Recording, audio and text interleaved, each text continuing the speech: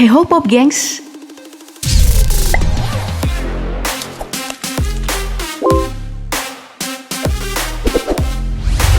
Senam jantung. Dua kata ini jelas banget menggambarkan apa yang terjadi di 8 besar Piala Dunia kemarin. Pokoknya mau pertandingannya 90 atau 120 menit, bahkan adu penalti, fans jelas selalu tahan nafas sampai sakit perut. Iya, memang banyak hal yang terjadi sepanjang 4 pertandingan kemarin.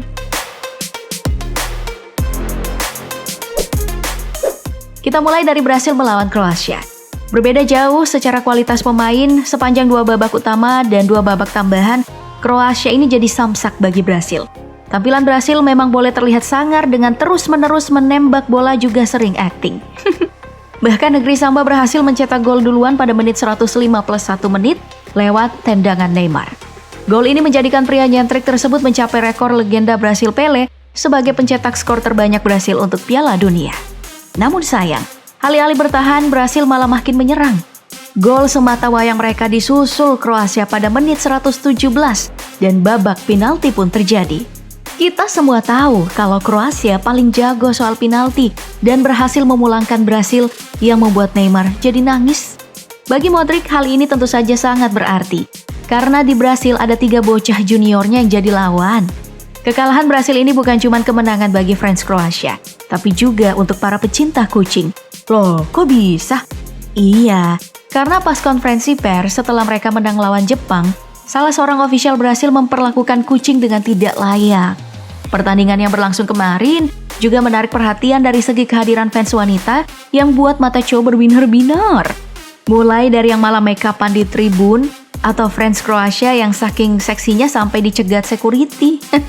Bukan cuma yang cantik-cantik nih, fans Brasil juga membuat banyak orang kagum dengan membawa bendera Palestina saat menonton.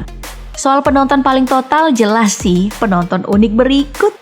Oh iya, kemenangan Kroasia ini juga jadi mimpi buruk sih bagi Coach Justin. Kalau seandainya Kroasia menang ya, gue traktir 1 R6 makan. Yang kemungkinan bakal dijadiin samsak sama istrinya.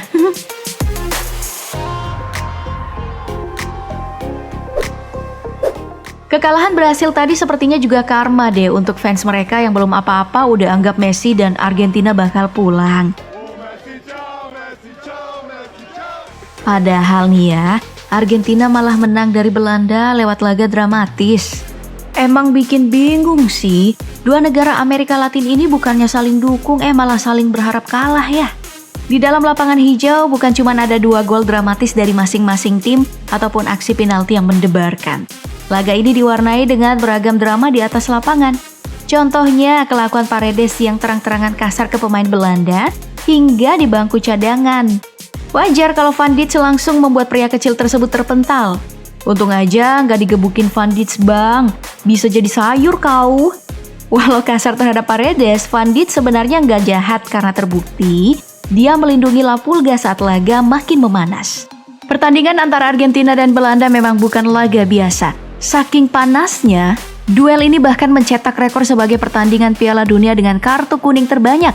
Memang ada banyak keputusan wasit kontroversial di pertandingan kemarin, hingga dugaan handball dari Messi. Bukan cuma saat bertanding, laga panas ini berlanjut hingga selesai babak adu penalti. Awalnya Messi mencuri perhatian saat momen sweet bersama kipernya Emi Martinez. Namun sesaat kemudian, Messi ke bangku cadangan Belanda menghampiri pelatih tim Orange untuk berkata pada Van Gaal supaya bisa jaga omongan. Respon Messi ini karena menurutnya Van Gaal terlalu banyak bicara sebelum laga dimulai soal permainan Argentina. Kekesalan Messi ini memang sudah terjadi dalam laga waktu dia melakukan selebrasi kontroversial. Saking kesalnya, emosi Messi ini masih meledak saat diwawancara. Bagi fans kedua tim laga emang benar berlangsung kontroversial.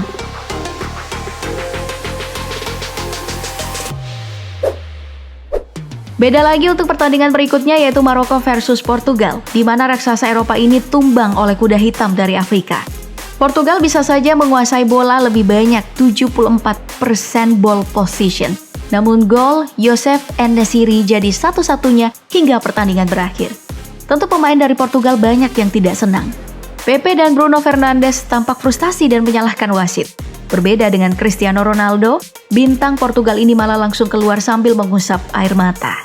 Ya emang aku bukan fansnya Bang Dodo sih, tapi lihat dia nangis gini sakit juga ya. Nah dengan kemenangan dari Maroko, negara dengan penduduk mayoritas muslim ini mencetak banyak rekor. Mulai dari menjadi negara Afrika pertama yang menembus semifinal Piala Dunia, sampai jadi negara yang tidak pernah kebobolan di ajang Piala Dunia hingga semifinal. Tentu harus diberi kredit ke Bono nih, si kiper paling moncer di World Cup kali ini. Pokoknya Maroko ini sudah bukan kuda hitam lagi, tapi boleh dibilang naga hitam. Kayaknya sih semua berkah ini berkat fansnya juga ya, yang rajin ngaji kalau mereka menang.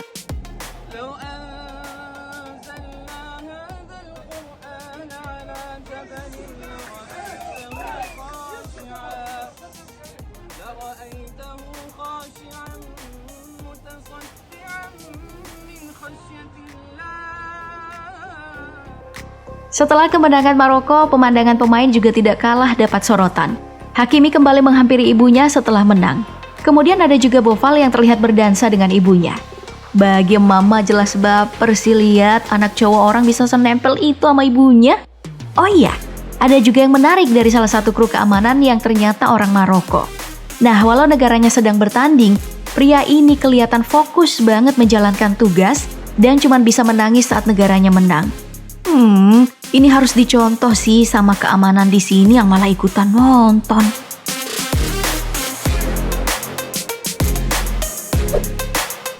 Di laga terakhir ada Prancis yang jadi mantan pemenang Piala Dunia 2018 melawan Inggris. Laga dua negara Eropa ini juga berlangsung sangat alot tapi tidak sampai ke babak tambahan. Pertandingan berakhir dengan skor 2-1 di mana Prancis mengamankan posisi mereka di semifinal. Kemenangan dari Prancis ini sangat berarti bagi Mbappe. Bukan cuma karena dia bagian dari timnas, tapi sebagai pembuktian diri. Gimana enggak di awal sebelum mereka bertanding, abang botak ini sempat dicuekin Kyle Walker padahal cuma mau salaman doang. Makanya pas penalti dari Harry Kane gak masuk, saat seharusnya mereka bisa membuat skor imbang, Mbappe jadi yang paling bahagia. Ekspresi Mbappe ini emang epik sih, apalagi memicu teriakan sadis penonton. Sebagai penggawa penalti, Harry Kane jelas stres, sampai-sampai Jordan Pickford harus menghalau kamera. Panasnya suasana dalam lapangan hijau jelas mengalir ke otak para penggemar mereka. Di London nih misalnya, acara nobar di sana harus diwarnai dengan aksi perkelahian. Iya, ini nih gak asiknya nobar karena dikit-dikit malah ricuh. Mau seneng-seneng nonton malah deg-degan. Dengan semua hasil ini kita tinggal tunggu apa yang bakal terjadi di babak semifinal mendatang. Kalau aku sih harapannya Argentina bisa ketemu sama Maroko nih. Ya, kalau harapin berhasil ketemu Portugal jelas nggak bisa dong, kan udah beli tiket pesawat.